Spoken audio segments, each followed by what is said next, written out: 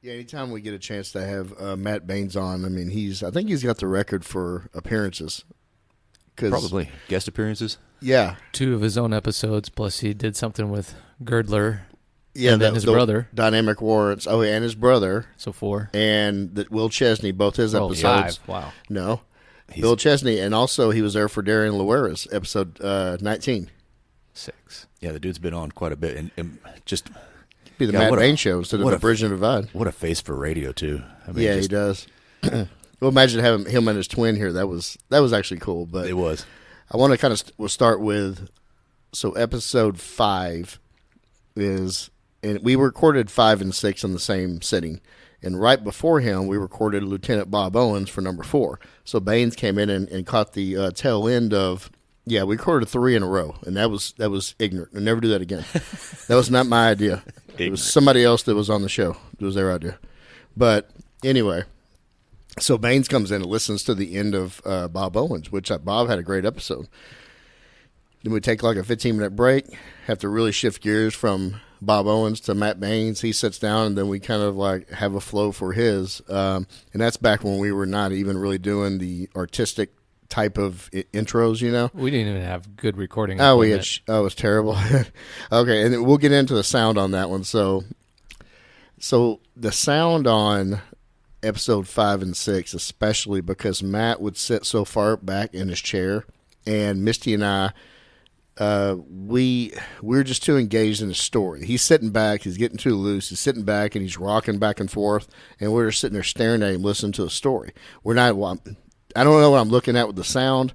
I think having the microphone as a centerpiece in the middle of the table is good enough because it's facing him, it's pointed at him. You sent me a picture later, and the thing is in the center like a candlestick. Yeah, and if you listen to the sound on those, that's what happens. Yeah, his voice was so low in it that we had to really amplify it, and of course that increases the white noise, and the recording equipment wasn't great or whatever, but luckily Matt's delivery and his content is so good that it kind of makes up for all of that. Oh, he could tell a story about fighting a guy through a house, and they're using, picture frames smashing over each other's head.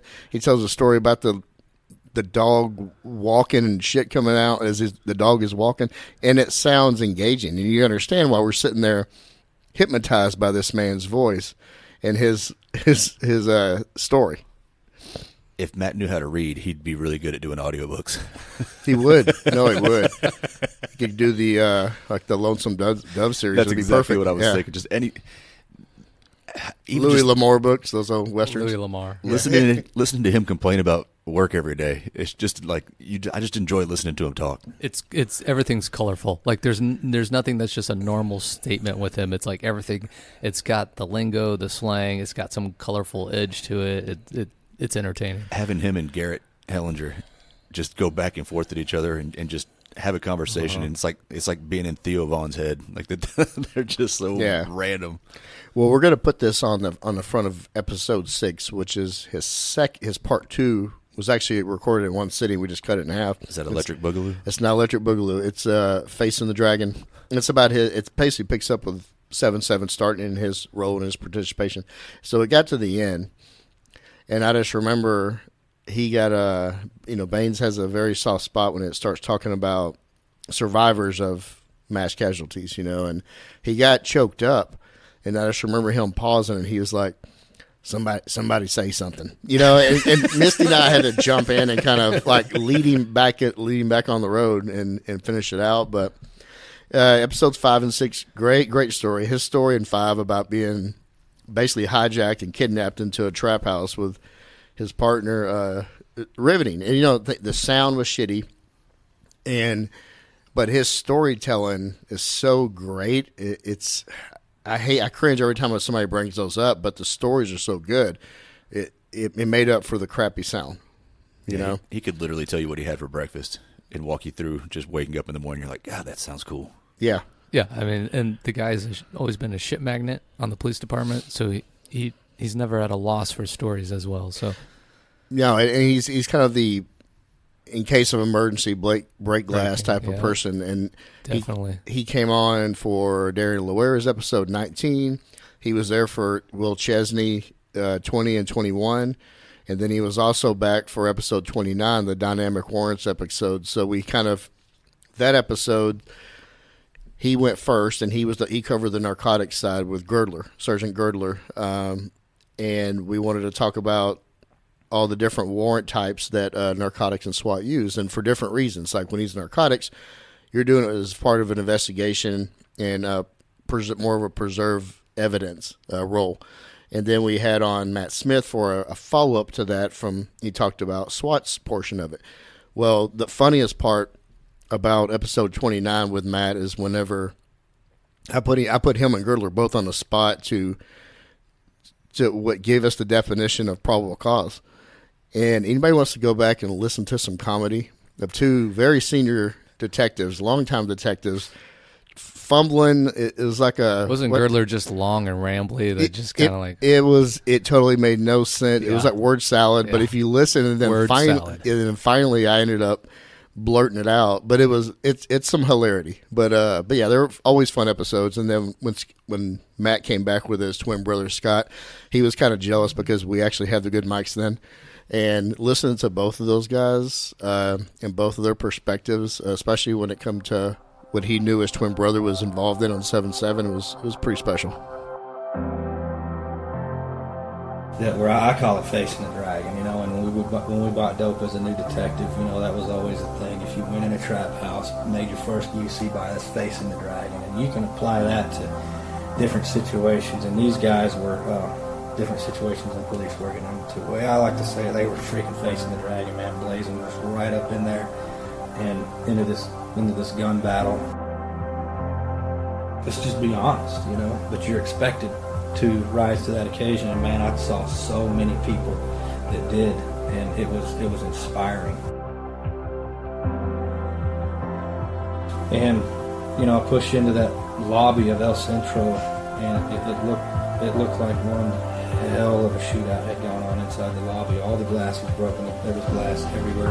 The gun smoke had settled halfway down in the room, and it was dead-ass quiet. I catch somebody running around the corner with Shadow, and it's Danny Canetti. And he's just dead sprint toward us. He tells me, dude, we've got him pinned down. We've been in a gunfight, we're in a gunfight with him, and we need to move. Let's go. To that point where I got up on the second floor, I knew this enemy was different, but even more frightening, I knew that his mental mindset was what you hear about, what you train for, but that you don't ever see. And here he was. It can't be this bad, it can't be this wrong, but you've already done what you've done, and I'll kill you as soon as I can, as soon as I get a chance.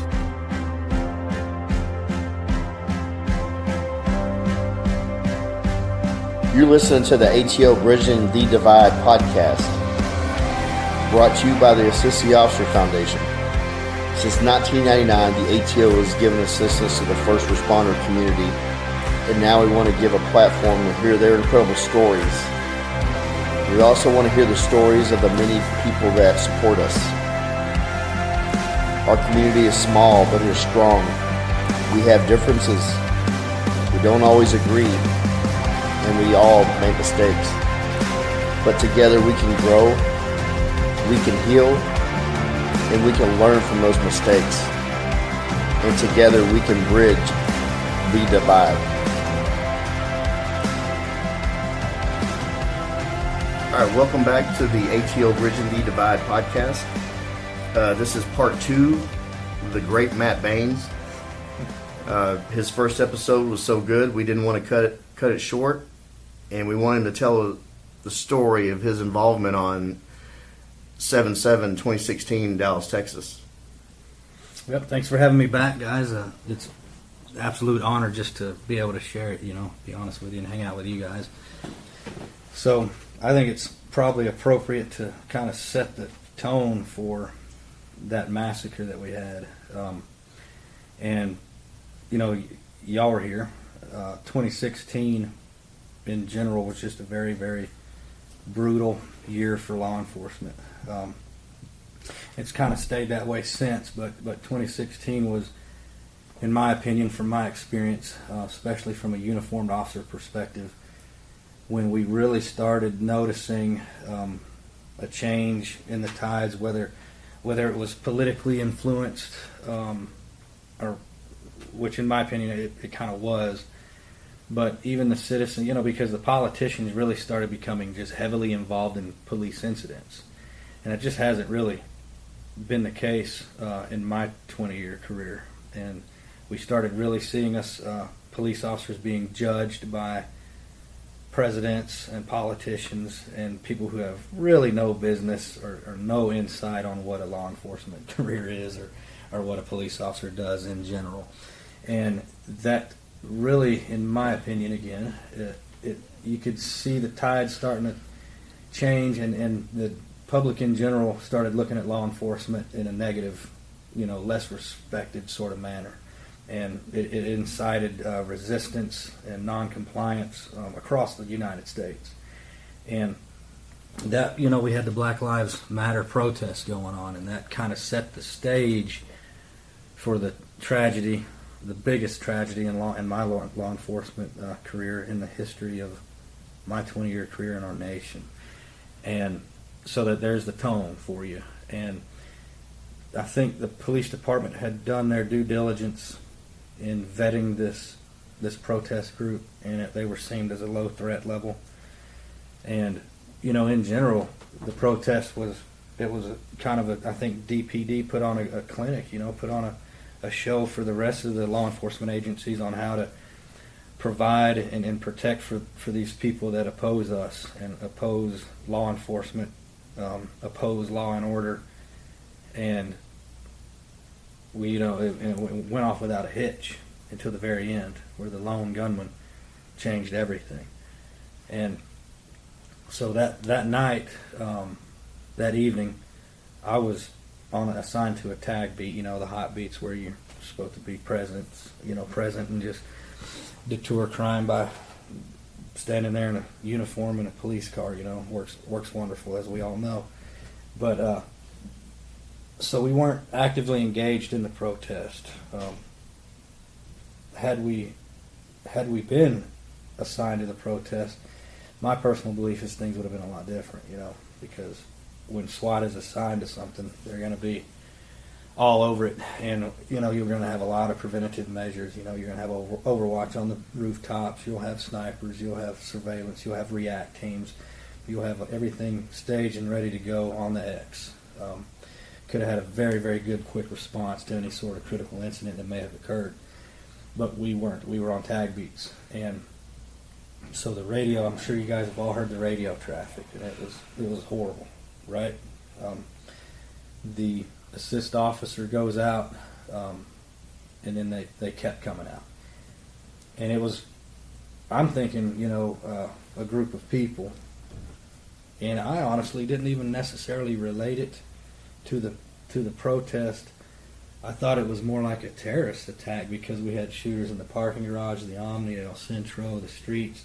There was 4 or 5 different locations that came out as officers down, and someone shooting had officers in downtown. So I kind of was prepared for a organized, concentrated, well thought out, well planned out attack against law enforcement. And dealing with that, running code 3 all the way down there. And were you guys here that night?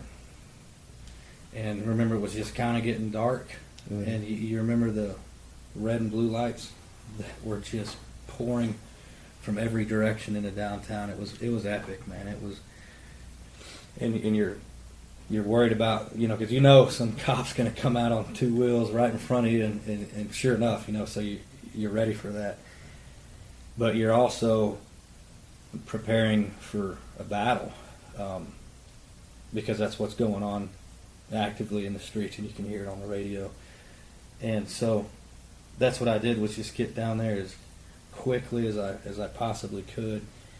And I took the time to put my body armor on, my heavy vest. I even grabbed my helmet, and I'm jerking my rifle out of the box in the back, and keep the rifle slings hung up on shit inside the box, and I'm seeing these other officers just on foot sprinting past me, and they're wearing their neon traffic vest and little pistols, and man, headlong charging in them. I'm over here trying to get my rifle out of my deal, and I just remember feeling like, dude, come on, I mean, these guys are trying to describe really the heroism, the bravery that I witnessed in our Dallas officers. That where I call it facing the dragon, and when we bought dope as a new detective, that was always the thing. If you went in a trap house, made your first UC by us facing the dragon, and you can apply that to different situations. And these guys were different situations in police working into. Way I like to say, they were freaking facing the dragon, man, blazing just right up in there and into this gun battle, and it was it's hard to describe. I'm sure soldiers at war can relate, obviously. And what's funny is, there's the comedy skit. Well, we're police officers. We're not trained for that. And to be honest with you, we're not. No. We're not. We don't go through boot camp. I was in the military. I did go through boot camp, but we don't deal with explosives. All this. Your patrol officer is not trained for that. Let's just be honest.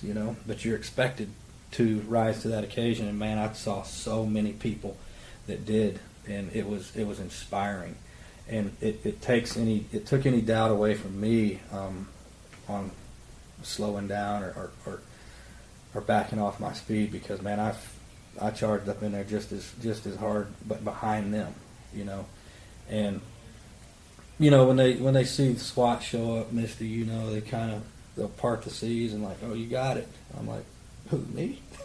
Like, shit, I was following y'all, I ain't got jack, but okay, here we go. So I get down there, and I'm making my way to the college, just kind of working against the flow of traffic, pedestrian traffic. They're all getting off the X, and PD is pushing into the X, and I see the remains of an officer on the sidewalk, and I could deduct pretty quickly that it was an officer because the Oakleys, the Glock magazine, and the, police gear that was laid out on the concrete, and that sucked, and it was outside the college. And, I pushed into that lobby of El Centro, and it looked like one hell of a shootout had gone on inside the lobby. All the glass was broken. There was glass everywhere. The gun smoke had settled halfway down in the room, and it was dead ass quiet, and you could see officers working wide angles. Some of them were just pinned down, some of them were not knowing which way to go or what to do, and I don't remember how, but I ended up in the stairwell following a blood trail with Scott, and we slide that door open, and we see a nice grouping in the concrete where he had shot from overhead. The blood trail's going up the stairwell. There's a divot where he had, a nice concentration of probably 5 or 6 rounds into the concrete. And then all that debris was scattered everywhere. And coming into that stairwell, you're worried about your lawn cover, your back cover, your overhead cover. And, there's not enough of us to cover all that. So we're sneaking up there. And we come to that first landing, and you could see where he had barricaded himself. Or not barricaded, but he had positioned himself for the ambush, because there was a nice pile of blood on the ground, and he had written on the wall, some initials in his own blood, and he had already ambushed an El Centro police officer that came in that stairwell after him, and that was what that grouping was from. And we entered out onto the second floor, and the carpet was, a little darker color, and so the blood trail just completely disappeared. And we're at holding both directions. There's a hallway this way. It opens back over here, a library over here. And I catch somebody running around the corner, the shadow, and it's Danny Canetti. And he's just dead sprint toward us. And, he tells me, dude, we've got him pinned down over here. We've been in a gunfight, we're in a gunfight with him. And we need to move. Let's go. And I linked up with him, and me and Danny push down there, and when I get there, the visual pucker factor was immense. There's debris, sheetrock, glass, shell casings piled up in the floor. And you have Henry Edwards, Brandon Barry, Ryan Scott, me and Kennedy linked up with them, Joe Lopez, that are standing stout on this corner, holding long down this hallway. And I could tell all hell had already broken loose. And they're dead quiet, and they're trying to make a plan. And I show up with all the gear. I had gas, bangs, gas mask. I had everything you need, for the most part. I didn't have a launcher or 40 mil or anything, but I was pretty kitted out. And so we'd start deciding, hey, let's throw a bang down here. And I had a bang, and they're like, banging bangs. I'm like, I'm not sure that's such a good idea. This isn't a dope dealer, and this dude's movements, his tactics, everything that I observed on a sprint from when I left my Tahoe to what I saw to that point where I got up on the second floor, I knew this enemy was different. I knew he was maybe on our level with some things, but even more frightening, I knew that his mental mindset was what you hear about, and what you train for, but that you don't ever see. And here he was, and it drug all due respect out of me for the guy. And I'm looking at this bang like, man, that's probably we're gonna have a consequence when we do this. We're gonna throw this, and there's gonna be a consequence. So I hand it to the next guy. I'm like, have at it, man. I'll hold, throw the bang, and we'll see what we get. And I think everybody had that same thought, like, this probably isn't going to be a good idea. Anyway, long story short, the bang ends up back in my bang pouch, and we're coming up with options. Kennedy decides we're in a shitty spot, which we were, and when I got there, I assessed the situation, and I'm shooting, the old Winchester ballistic tip we used to shoot. Great round until you hit a piece of paper or anything else that it's got to penetrate through, and it's going to deflect, And if you're shooting soft tissue or even through clothing, it's probably what you'd want to use. But in this situation, I had thought I was going to probably shoot through a door, some walls, some glass, some intermediate barriers. And so I did a magazine change, and I put the bonded ammo in for some more penetration barrier rounds. And when I did that, I slammed the mag, I rack it, and that prompted him. And at this point, I didn't realize that this dude is like right there. How close? Let's say 25 feet, 30 feet. How'd you know he was right there? Because he shot about 15 fucking rounds right at us. As soon as I chambered that bonded ammo, here comes all the sheetrock, the muzzle flash. He takes a wide angle on us. It was phenomenal. You get this little sliver of him. He's off cover. He's not crowding his cover. His muzzle clears the corner by 2 feet. Bah, bah, bah, bah, bah, and he wide angles, leans out. You catch a little sliver, and then just that AK started barking, and that sheetrock started busting.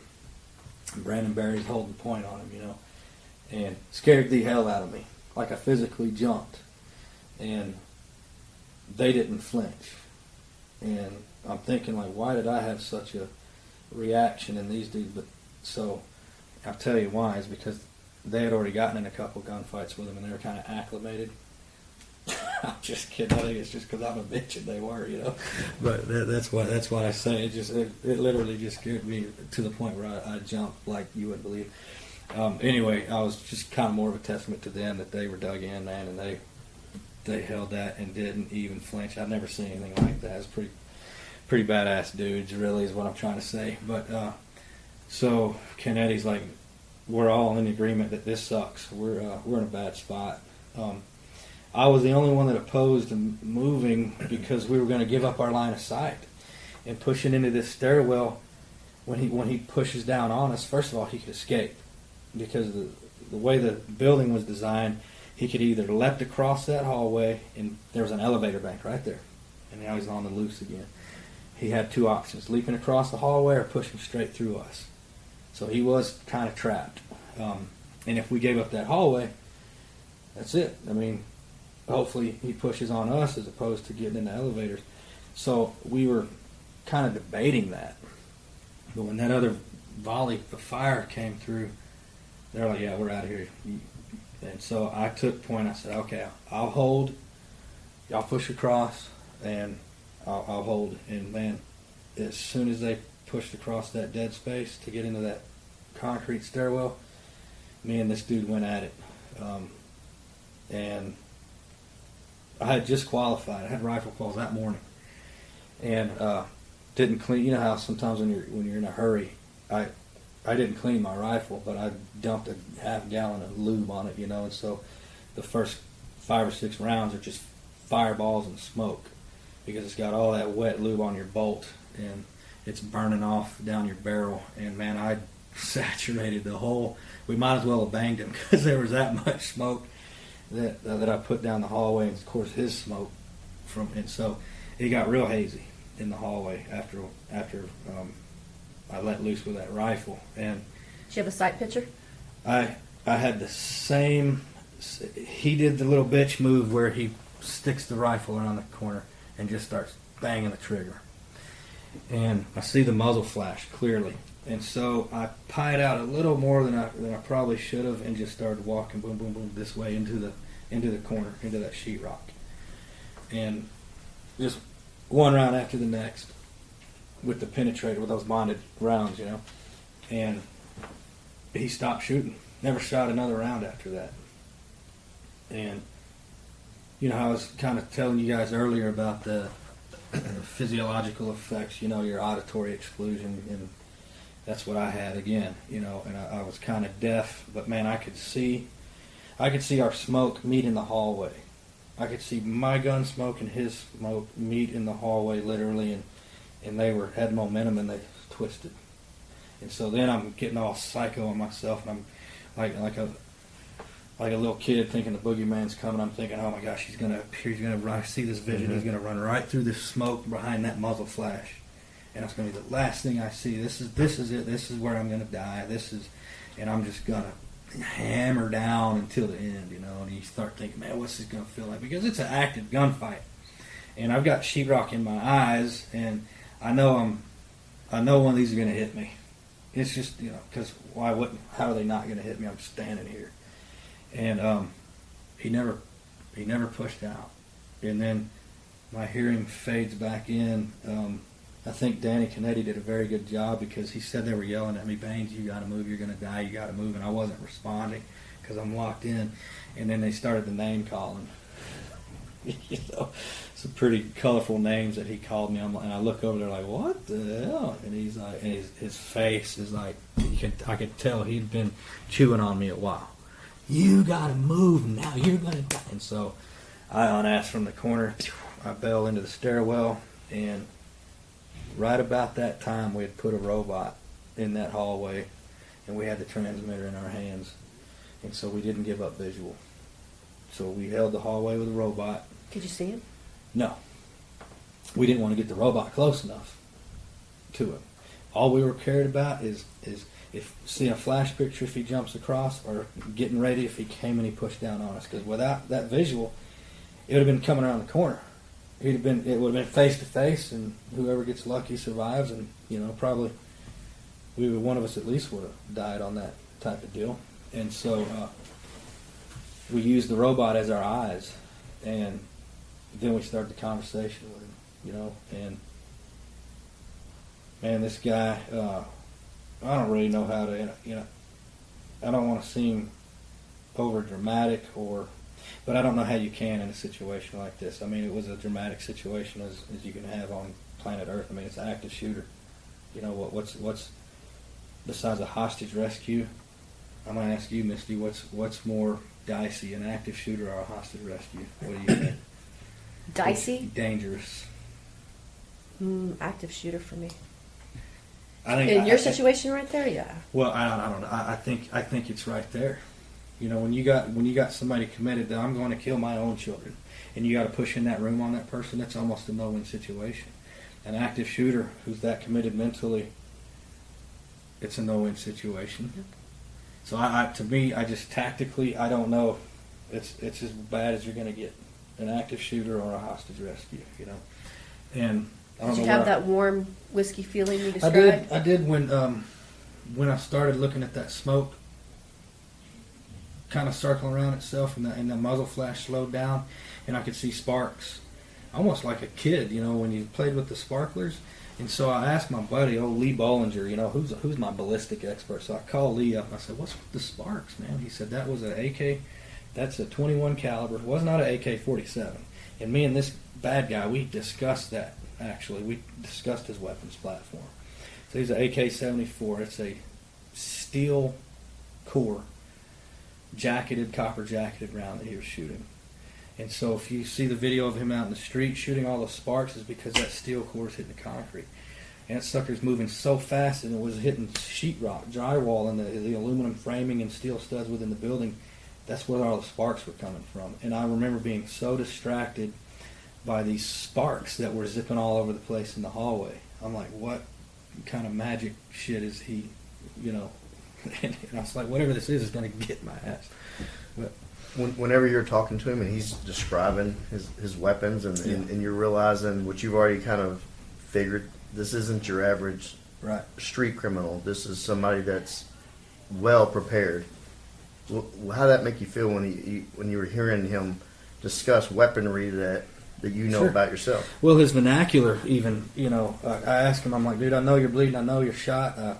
I can get you medical attention and a microphone. What do you need? And he tells me, I'm good, man. I got my tourniquets, I got my Camelback, I got TAC med kit. I said, my first question is, are you a cop? And, you know, What did he say? Fuck you, fuck no, I'm not a cop. I'm here to kill as many white cops as I can. But I knew, dude, this guy knows weapons. He's had training. You know, his tactics, his moves are tactical, they're graceful, they're smart. They're what I would do if I was trying to defend against, a tactical team. He was doing it. And we couldn't get him. We couldn't kill him, you know. And he was killing us, though. One right after the next. And so I gave this dude his due respect, you know, and he wasn't a dumbass. And I actually, he was quick-witted. It's actually kind of funny. I mean, it's hard to say that because All the things he did. because doing this, talking about this stuff, you always have to. I try to always have the utmost respect for those 5 widows. Oh, God, hurts to even say it, but so it's hard to talk about this guy in any sort of credible manner and not feel like you're insulting people. And that's one of the hardest things to do.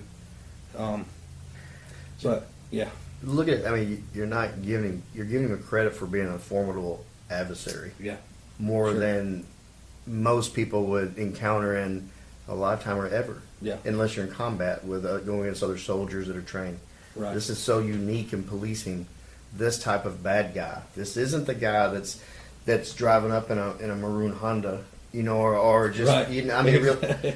this the guy you deal with 20 times a day out on patrol, or even you're trying to buy dope from. It's not. This is a Right. unique animal. And it's important for law enforcement listeners to know that. You know, Right. and I don't think that we've done a good job as a police department in that regard. You What know, I hear is true warrior from your part. You're giving your enemy the ultimate respect. I didn't mean to. He earned it. You know what I mean? But that's Right. but you have to Yeah. respect your enemy Yeah, sure. to beat him. Yeah, you have to have a healthy level of fear and respect for someone that is that trained, that committed, that knowledgeable, and just that deadly, that dangerous. And police officers have to know that. Have to know that. And this whole, let's sweep this under the rug, let it go away, let it, let's not talk about this. I object. I object wholeheartedly. I think that's not safe. But then you have those fine lines you have to walk because those people have families. Right. And maybe those families do need for this to go away. And they win. I'll tap out. You have a right to grieve however you grieve when someone's taken from you in that manner. And I have total respect for that, So this guy, I thought he was a cop, or at least a military guy, which he ended up being, but he didn't give any credence to his military service at all whatsoever. He actually was like, man, they didn't teach me anything over there. I just built stuff for the man, and didn't learn that. He goes, this is all me. This is mental preparation, physical preparation. I'm sober. I'm healthy, mind and body.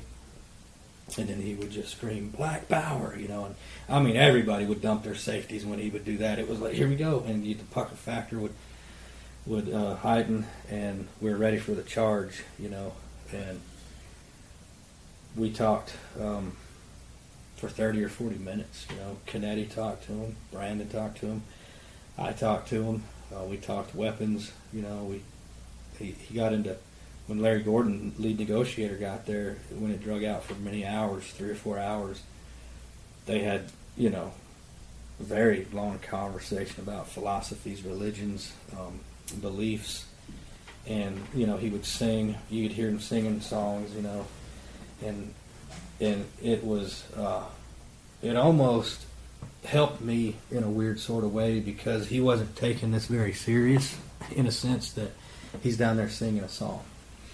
And he is resolved to the fact that he's not, that's where he's going to die, is right there. And he's totally comfortable with that. He's totally cool with that. He's accepted it. And he would sing and he would crack jokes that were sort of kind of funny. It's weird. It was somebody that I'm like, I would have a beer with you, man. I would have a beer with you, dude, if you would just snap out of it. That it can't be this bad, it can't be this wrong. But you've already done what you've done, and I'll kill you as soon as I can, as soon as I get a chance.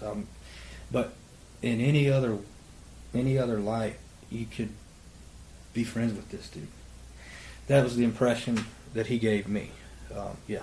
The last episode, Lieutenant Owens was on, and he was talking about negotiators and some of the stuff they go through, and they build a rapport with the person they're negotiating with. And I think hearing you say this, that makes it me, what he said, more normalized, because you're sitting there talking to this person, you're trying to get inside their head to get them calmed down. So I think, the guilt you might feel about maybe disrespecting the families is not as bad as what you think, because I think that's a very normal thing. And I think you did some negotiating stuff, so I'm sure that that's kind of normal, that you're going to, like you said, respecting your adversary. And I think that's, Lieutenant Owens talked about some other negotiators, they felt guilty after their people have killed themselves. Sure. So that's a normal, from my perspective, I think that's a normal thing. But I always try to, if I would have been killed, I have a twin brother who's in law enforcement. He's a sergeant over at Fort Worth. And I think in these 5 dead officers, their wives, their kids, and they listen to this stuff, I'm sure they do. And they're like, man, this officer's in here even saying anything that I can contrive is remotely credible or positive or about this piece of shit. I don't ever want to do that. No, I think you nailed it too. You said, if I get a chance, I'm going to kill him. So sure, yeah. Well, he earned that. He earned that death. I mean, from what he did. Mm-hmm. Yeah. Going back to the hallway, the robot shows up and you got eyes on it. So what? People know what happened, but can you explain a little further what happened on that? Sure.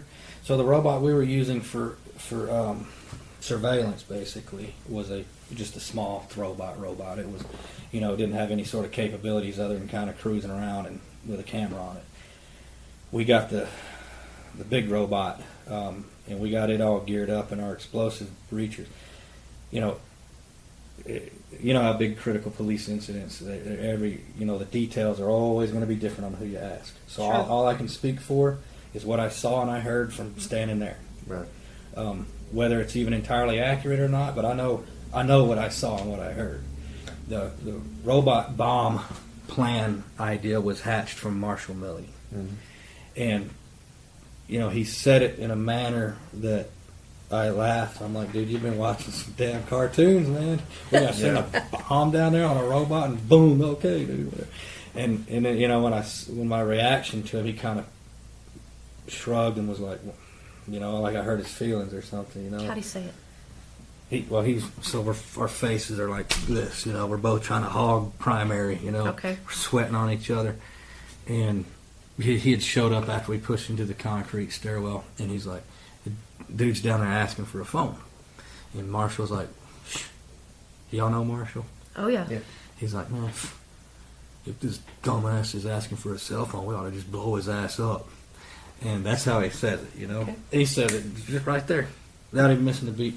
And so I smart off. I'm like, dude, you've been watching cartoons, So he shrugs it off, and then somebody says, that's a good idea, man. Let's send this up. And so Juante or somebody, I forget who it is, gets on the phone, calls Seibel. And I hear Seibel on there, wait, what? Same type of thing, what? And he's like, I like it. Hold on, let me get it approved. Ran it up the chain, approved, and so they hatched the plan right there, man. And they went in the library, and they got a book. And no, I don't know what library book it was. But You don't? I don't. I was getting right to ask you I'm that. telling you, I wish I would have known. And they get a library book for the frame, frame of the charge, Okay. And they take a knife, and they cut a big circle in it, and they, Misty, you know more about this than I do. They wrap it with det cord. I don't know what grain or any of that, and they pack, I'm going to say, a half pound of C4 in that donut hole. So they make a nice little donut, and they fill the hole with a half pound of C4. Might have been a pound, don't know. And they wrap it in 100-mile-an-hour tape and put it in the mandrels of the robot. And there's our little delivery guy, And Larry Gordon, this dude was real sketchy, and he was real skittish, and so Gordon kind of lubed him up a little bit. Hey, man, we got it coming. Now it's loud and clanky, and he put it in the hallway and did some back and forth with it. Now relax, and got him accepting of the robot.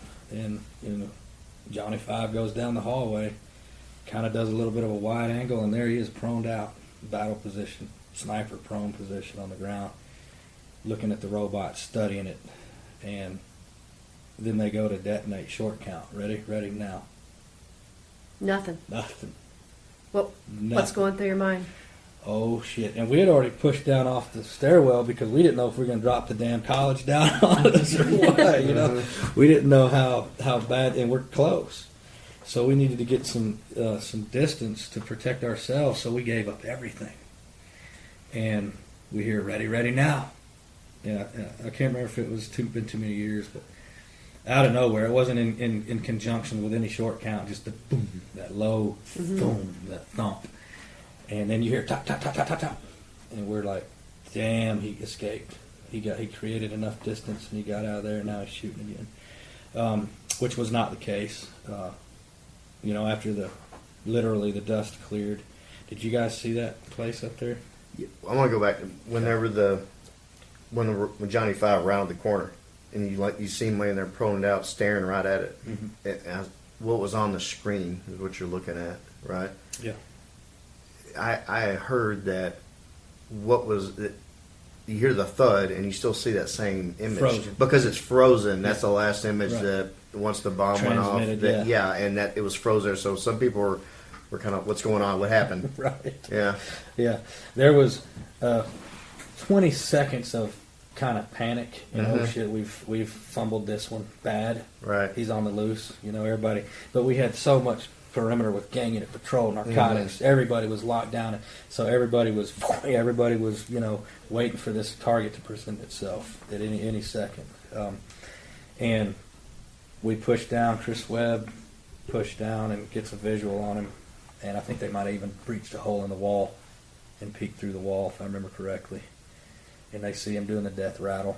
Finger still in the trigger guard, and they let him pass, a couple seconds. And then we all pushed down on him, and like Owens was saying about the losing a VP to a suicide, sometimes you just got to go see your adversary. And so we're standing like in a half moon, me, Canetti, Brandon, Ryan, standing above him. I got my rifle light. I mean, it's pitch black in there. There's electrical wires and shit all over the place. There's debris. This dude's under a pile of debris. And we're looking at him, and people are asking me, well, man, at that moment, what were you thinking? And I was thinking, well, piss on him. I'd piss on this dude. And people are like, well, that's foul. But you got to have a chance to explain yourself. You know what I mean? I know what damage he had inflicted by then. We had been messing with him for 4 hours. I got all the intel dumps. I knew what he had done. I knew the challenge that he was, and we were victorious. And we had extracted due vengeance. And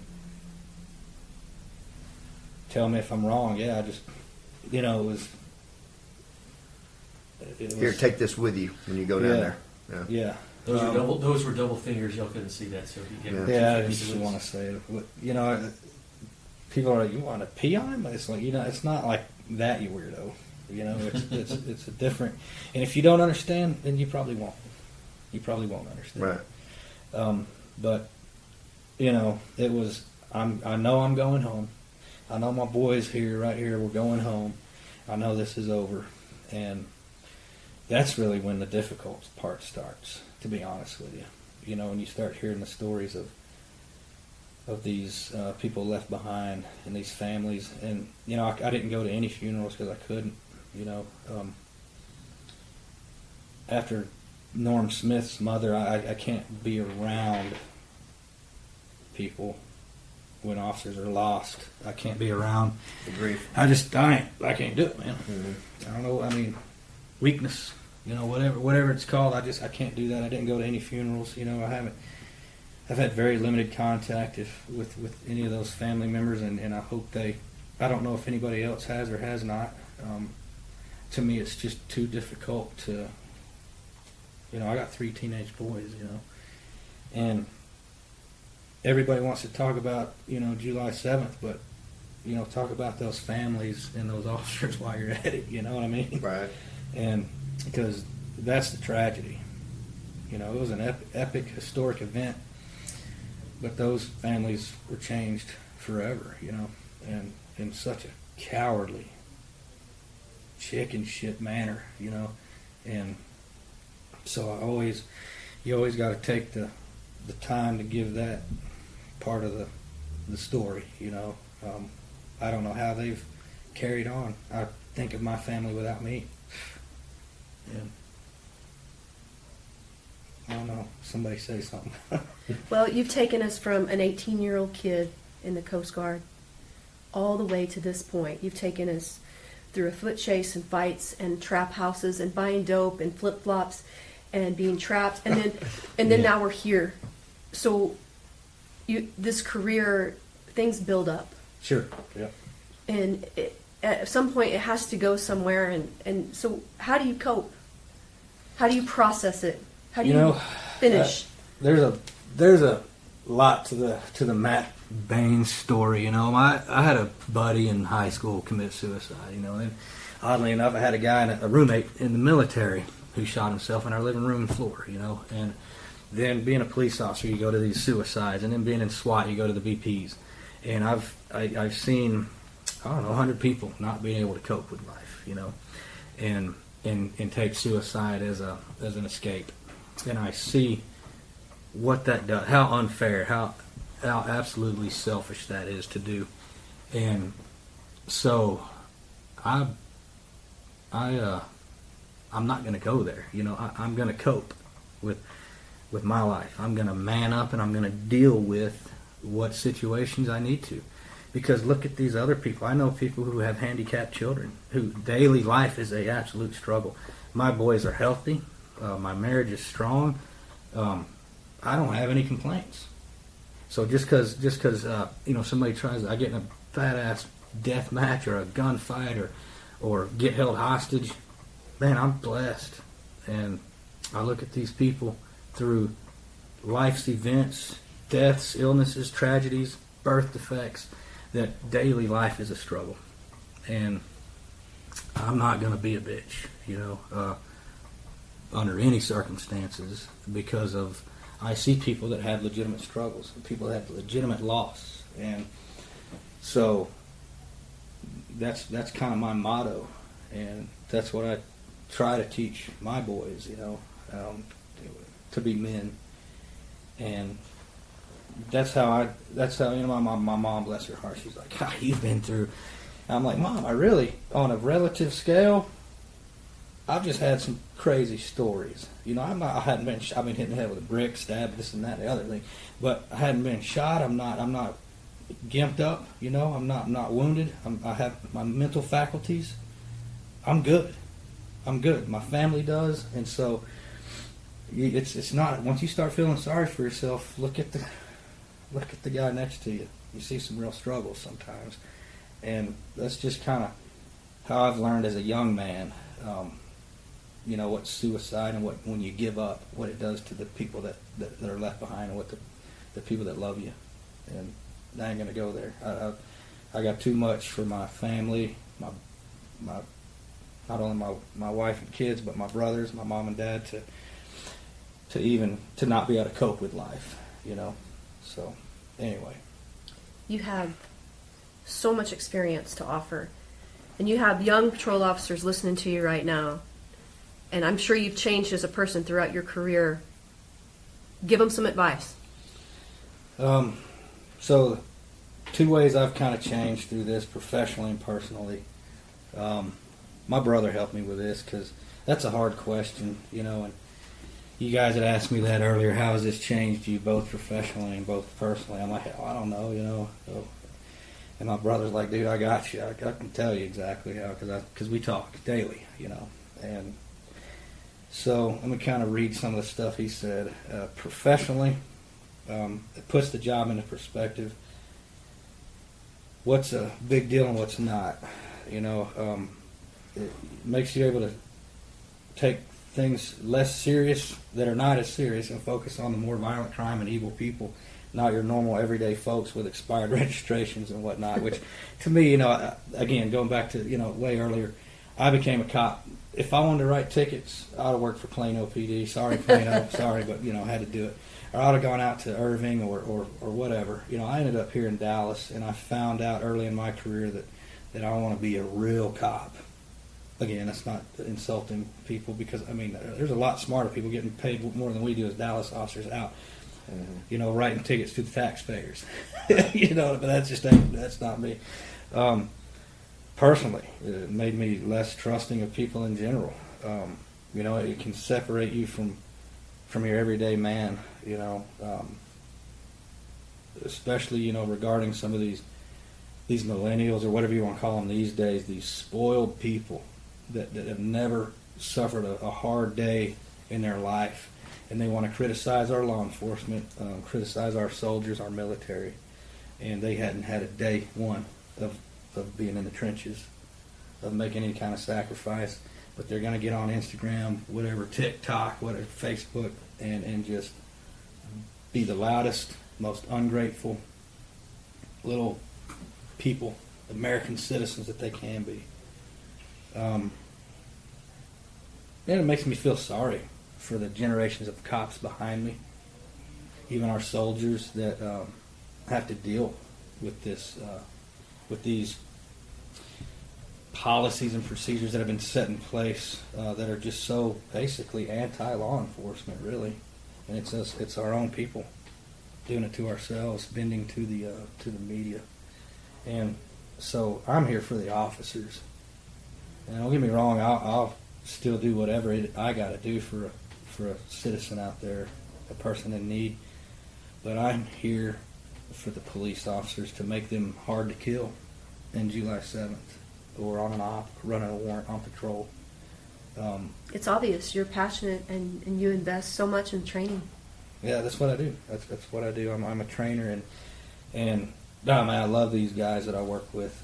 You know, I mean that in a literal sense. You know, and I take responsibility for them. I'll fight for them, and that's that's what's left of me in my last few years of this job is I'm here for the officers. You know, Matt, one thing, being here at the DPA for as long as I have been now, you were worried about sounding negative after Misty sounded so positive. I think you sound great, but and one thing you just said there at the end, I sat here and listened to guys, these old guys retire and do their little speeches, and they don't ever remember the command staff or the politics. And the thing they say they're going to miss the most is the friendships and relationships and the team work they've done. So I think the stuff you said is what people are going to remember from this, because you wanted to, get home to your family, get your friends home, and finish the job like you guys did in that stairwell. Yeah. You did. Thank you. Yeah. Well, and and I don't want to leave here without throwing the due shout outs where they belong. I had good trainers, some old crusty street cops too.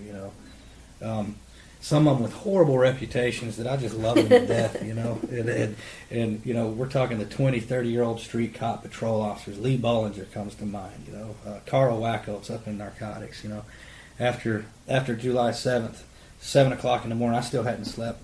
There's a knock at my door. I'm like, man, who? I'm all walking the door with a rifle, still all spun up, I crack the door and there's Whack with a bottle of Crown Royal.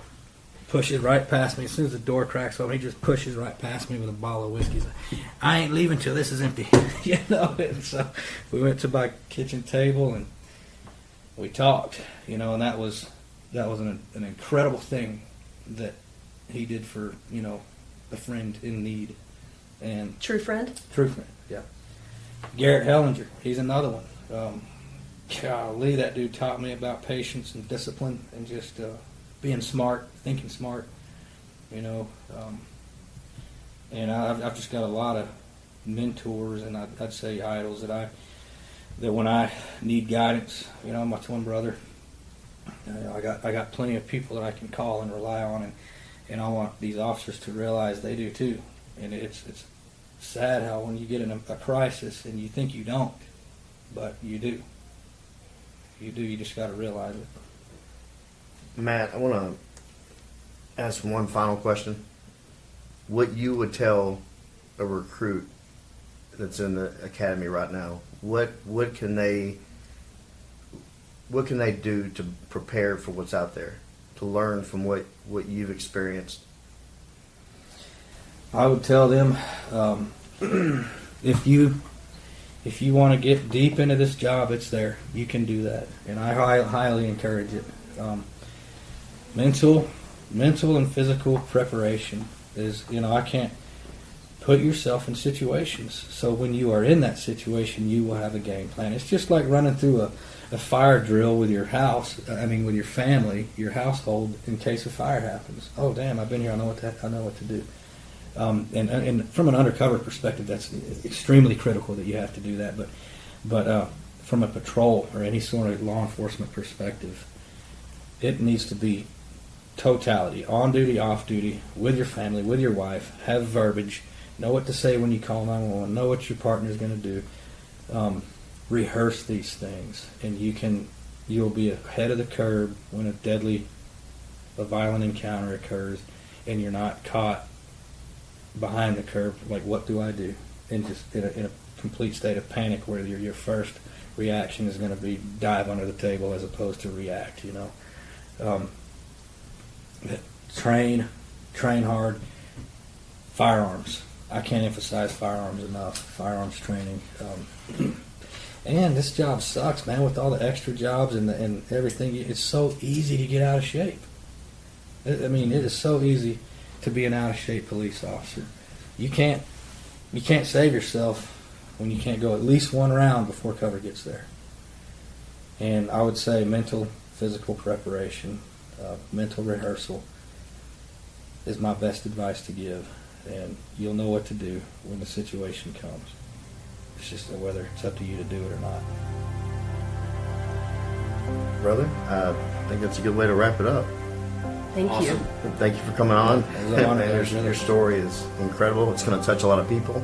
And what you're doing now, training our department is in better hands and the city is safer because you're training officers to protect them. Thank you, man. You're welcome. It was an honor. Appreciate it. Hey brother, hey sister, I'll never give up on you.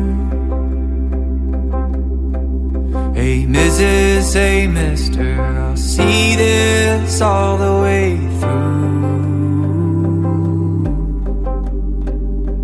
No matter how far the sun and the moon, I'll never give up on you. Down when you're lonely, I'll pull you up. Life leaves you heavy when the going gets tough. I'll be your shoulder, together we'll run up from the bottom, yeah, we'll rise above. Hey brother, hey sister, I'll never give up on you. Hey Mrs., hey mister, I'll see this all the way through. No matter how far the sun and the moon, I'll never give up on you.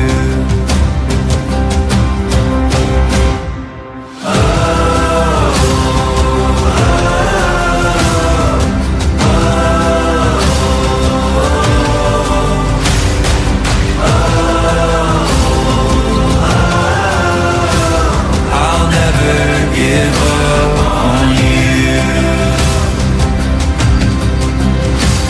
Hey brother, hey sister, I'll never give up on you. Hey Mrs., hey mister, I'll see this all the way through. No matter how far, for the gold and the blue, I'll never give up on you.